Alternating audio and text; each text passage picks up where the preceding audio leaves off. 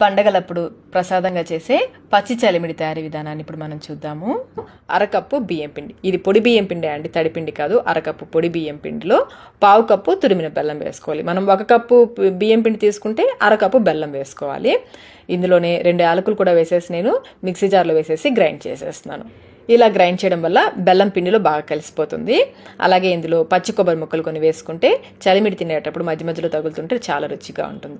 ఒకసారి ఇదంతా బాగా కలిసేలా కలిపేసుకుని ఇప్పుడు ఇందులో కొంచెం కొంచెం నీళ్ళు పోసుకుంటూ కలుపుకోవాలి. నీళ్ళు అస్సలు ఎక్కువ పోయొద్దండి, చూసుకుంటూ కొంచెం కొంచెం పోసుకుంటూ కలుపుకోవాలి. ఈ నీళ్లు పోస్తూ ఉంటే బెల్లం కరిగి ముద్దగా అవుతుంది. ఒకేసారి ఎక్కువ అయితే పోసుకోవద్దు, కొంచెం కొంచెం పోసుకుంటూ కొంచెం గట్టిగా ప్రెస్ చేస్తూ కలపండి, ఒక ముద్దగా అవుతుంది. అప్పటి వరకు కొంచెం కొంచెం నీళ్ళు పోసుకుంటూ చూసుకుంటూ కలుపుకోవాలి. చూడండి, ఈ విధంగా ఒక ముద్దగా అయ్యేంతవరకు కలుపుకొని ఇప్పుడు ఇందులో 1 టీ స్పూన్ నెయ్యి వేసేసి ఈ నెయ్యి అంతా ఇందులో బాగా కలిసేలా కలుపుకోవాలి. నెయ్యి వేయడం వల్ల చలిమిడికి మంచి రుచి వస్తుంది. మీరు వద్దనుకుంటే స్కిప్ చేసేయచ్చు. ఈ నెయ్యి అంతా బాగా కలిసేలాగా కలిపేసుకొని ఒక ముద్దలాగా చేసేసుకోవడమే. అంతేనండి, పచ్చి చలిమిడి రెడీ అయిపోయింది.